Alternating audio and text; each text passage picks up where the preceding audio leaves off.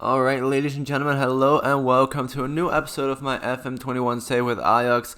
I'm actually feeling pretty under the weather today, so my voice may not sound as normal as other times, but I'm gonna try my best to get through this episode, to get you guys your daily episode of my Football Manager, either this save or the one with Puskás in Hungary. So, first off, the transfers. We've indeed sold Dumfries, as you saw last episode. And we have loaned out Ekkelenkamp to Hammarby, a midfielder that I was actually trying to sell.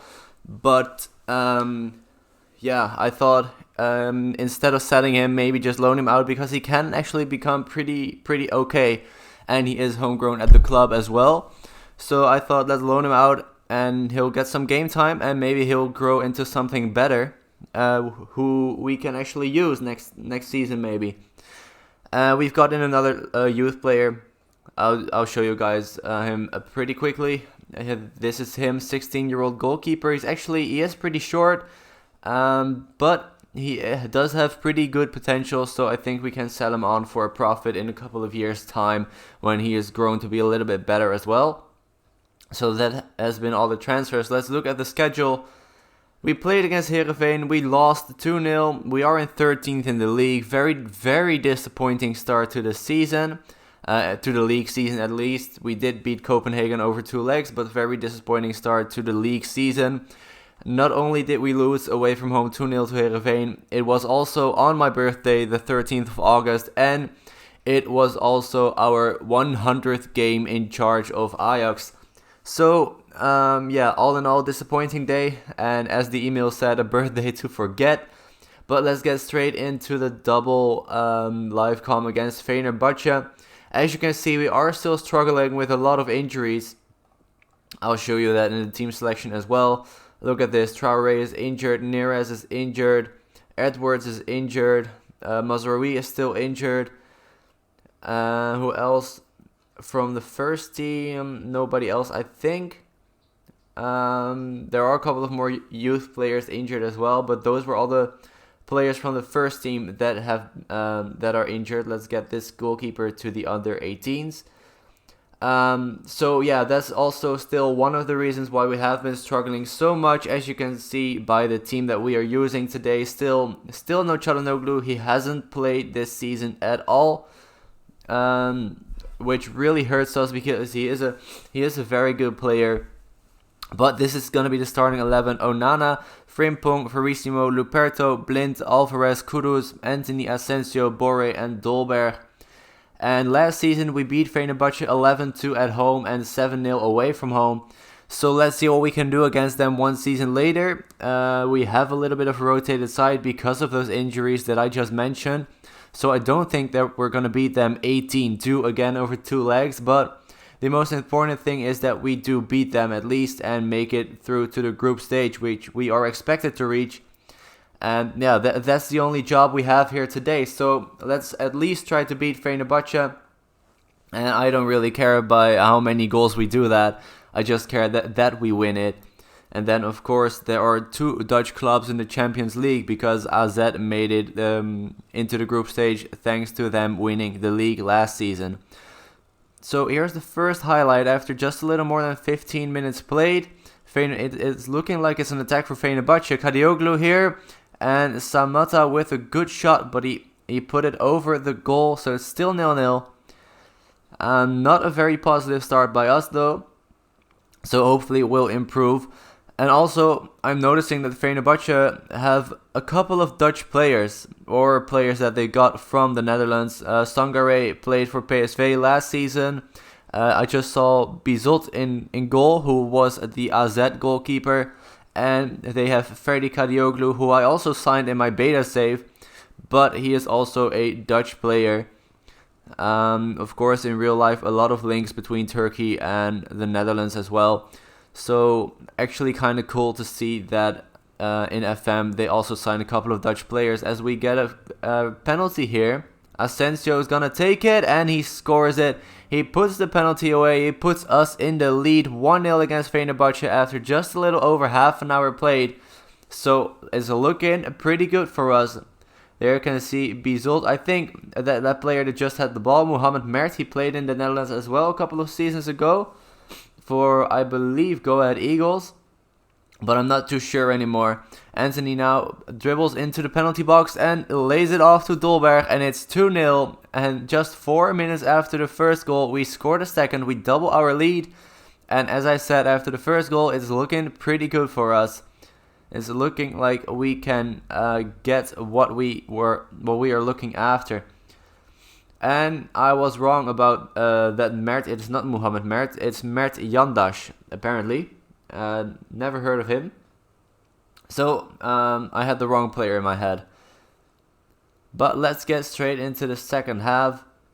Let's hope we can score a couple of more goals and make this lead a little bit safer for us, a little bit more secure to go into the second leg and to make it into the group stage. Boré now dribbles into the box and he scores his third goal of the season and the third goal of the night. 3-0.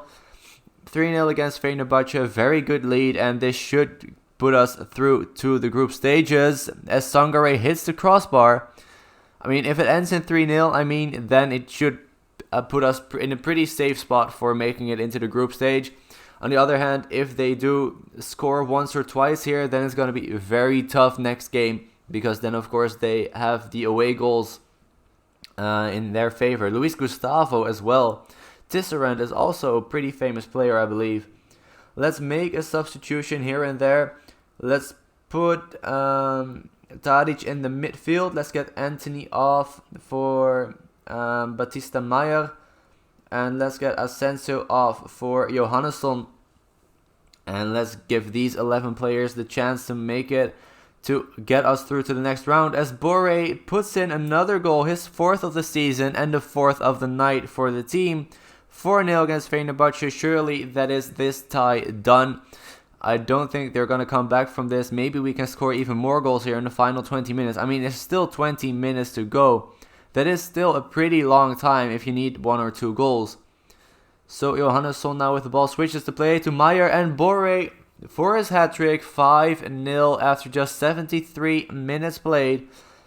And, well, I don't know what else to say than that I think that we've made it into the group stage. 5-0 after the first leg should be a pretty safe lead to take into the second leg. Maybe even we can maybe even go for a 6th here. Johannesson, but he puts it just wide of the post.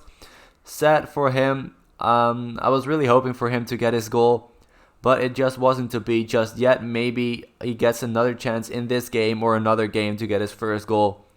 But it would have been a good start to his career at this club, as Samatta gets another chance, but he puts it wide of the post this time. And it's still 5-0 with 5 minutes to go.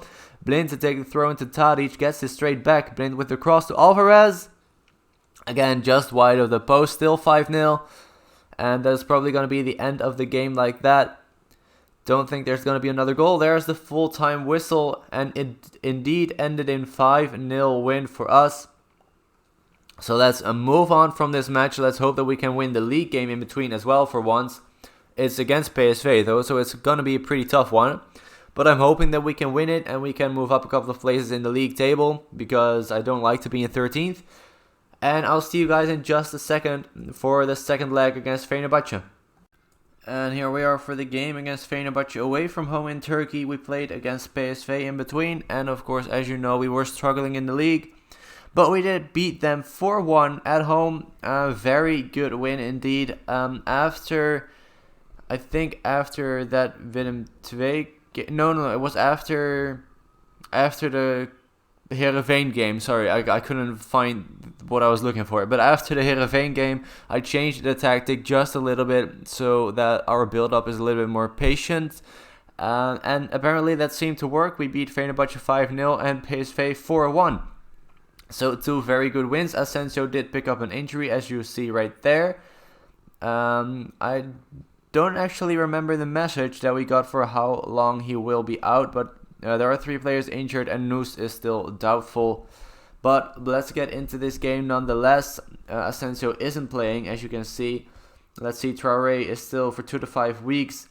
Neres is for 8 days to 2 weeks. Edwards for 5 weeks to 8 weeks. You have Timber for 3 to 5 weeks, Scherpe for 2 to 4 weeks. Johannesson has now picked up an injury as well for 2 weeks.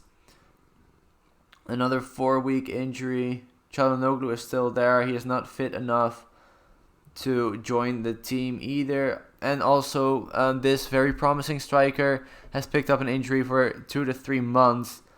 So that's not good. The goalkeeper we just signed picked up an injury for 3 weeks. I can't actually find Asensio. Maybe I'm just missing something. I can't find him. But here he is. Alright, so he is not fit enough. So he's injury free right now. But I don't think we need to risk those players, because we do have that 5-goal lead. We also almost signed Cristiano Ronaldo as our assistant manager, but he chose to go play for Real Madrid instead. I wanted to offer him a contract as a player, but he didn't want that. He did want a contract as assistant manager, but then he decided to keep playing anyway. So we don't have Cristiano Ronaldo, but we almost did. He's gone to Real Madrid. Also, very fun to see that Real Madrid and Manchester United were the 2 other teams in the running for his signature. So, of course, his 2 old clubs. Sadly, he went to Madrid and not to Amsterdam. But, maybe in a year or 2, who knows. But first, this game: Onana in goal, Frimpong, Alvarez, Verissimo, Blind, Kudus, Gravenberch, Anthony, Tadic, Borre and Dolberg. I know that one of you in the comments asked if, because in the beta, Gravenberch and Kudus were not that great, and they were actually not even good enough to play. And now we are in the 3rd season, but Kudus and Gravenberch are, as you can see, 2 of our starting center midfielders. Of course, we do have 1 injury in that position, being Çalhanoğlu. But other than that, Kudus and Gravenberch are the 2 most important midfielders. So I don't know if they've just been progressing better as Borre scores the 1-0 here. If they have just been progressing better in this save than in the beta save. But they are pretty good and pretty important also. As you saw, Kudus scored 1 of the 4 goals against PSV. And he played very well. So yeah, I'm happy to say that Kudus and Gravenberch, both of them, are useful in this save, more so than in the beta save. So that's very good to know. I always make the mistake of buying too many new players. And then I lose the kind of Ajax DNA, if you know what I mean. So I have all new kind of players, youngsters mostly, and I don't use the Ajax youngsters that are already at the club that are very good with very high potential. And that sometimes makes me kind of sad, because I want to play with Ajax because of the players they have and because I love them in real life. And then I just ignore every good player, young or a little bit older, that we already have at the club. So that is something that I want to change for this save. So that is why I'm very happy that Gravenberch and Kudus are both still in the squad, and that we got back players like Dolberg and Kluivert. Not necessarily all new players, of course. We have Borre, Çalhanoğlu, Asensio, but we also brought back some players that have already played for the club in previous seasons. So that really makes me happy and makes me more motivated to go on with this save, because I would love to win the Champions League with still a couple of players that are at Ajax in real life. That would really mean that we achieved what we set out to do in this save. Of course, the biggest achievement is to win the Champions League and the Club World Cup, but if we could do it with players that are at the club from the start or have been with the club in the past, that would be amazing. And Tadic to take the penalty here for the 2-0, and he puts it away. His first goal of the season, actually. He hasn't been playing that much, but now that Asensio is a little bit injured as well, Tadic slots perfectly into that left wing role. I hope, by the way, that you can kind of listen through my voice, if you know what I mean. I mean, it's probably not sounding too great right now. Not that my voice otherwise is a heaven to listen to, but yeah, I can find myself in the opinion that my voice right now is even worse. So I hope that you can listen through that after I record this episode, as Boré scores the 3-0 right here. After I record this episode, I'm going to lie on the couch and I'm not going to do anything anymore for the rest of the day because I feel horrible. And I'm hoping that tomorrow it has gone away, at least most of it. Probably not going to be the case. Probably only going to feel worse for maybe tomorrow and the day after. But I hope that it's going to go away very, very quickly and I can continue with my normal life as always. But yeah, we'll have to wait and see, I guess. If in 6 episodes time you still hear me talking like this, then there's probably something wrong with me. But let's hope it doesn't get to that. Let's hope that it's just a simple cold and it's nothing too serious. And that it's over within a couple of days or maybe a week. But the focus, of course, is on this game against Fenerbahce. Kind of, because we are already leading 3-1. I was going to say 3-0, but I was just waiting for that attack to end. So it is 3-1 and 8-1 on aggregate. So while we don't get the 18-2 slaughtering that we did last season, it's still a pretty big margin between the two clubs. So whenever in the future I get a draw against, I draw in the Champions League or the Europa League against Fenerbahce, maybe even this season in one of the further rounds of the Europa League, if we don't make it out of our Champions League group, then I know that I don't have to be too scared of them, because I know that we do have the quality, as Tadic makes it 4-1, to back up my point, that we do have the quality to beat them pretty easily as well. They could still get a second goal here. They are on the attack. Gustavo now with the ball, plays it to Samata, and a close one. It was wide, but it was a close one. Onana takes it short, which is not what I'm telling him to do.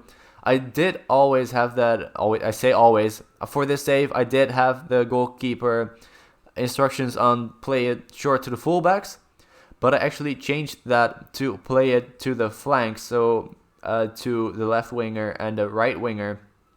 But apparently, he's not going to listen to me. But that's okay. That's not too bad. It's good that he has his own opinion. I mean, as long as it doesn't go wrong and we don't concede a goal from it, then I'm fine with it. But, yeah, what else is there really to say? We got a little more tired players here, so let's make a few more substitutions. Oh yeah, what I forgot to say is that we also loaned out Nachi Unuvar, one of those young, very promising players that are at the club in real life. We loaned him out to Sparta, who finished in 5th, surprisingly enough, last season.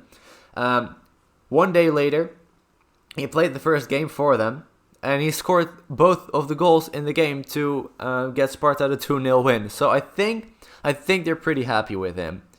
And I'm also happy with the fact that he's getting some game time, because that is exactly what we need for him to do. So he'll develop very nicely, and maybe we can use him next season if maybe as soon as Tadic retires or he drops off so far that he's not good enough for the first team anymore, then Unuvar is pretty much playing in the exact same positions as Tadic is, so midfield, attacking midfield, and both of the wings, mostly left wing, but that's the same with Tadic.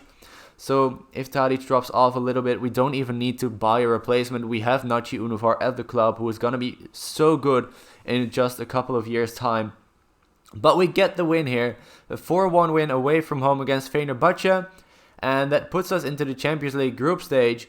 As you can see right there, 15 million euros, which I'm very happy with. Look at the finances, 130 million euros in the plus. So I'll see. Oh wait, I don't even have to progress another day, because the group stage draw is actually on the same day as we are right now. So let's get to that straight away.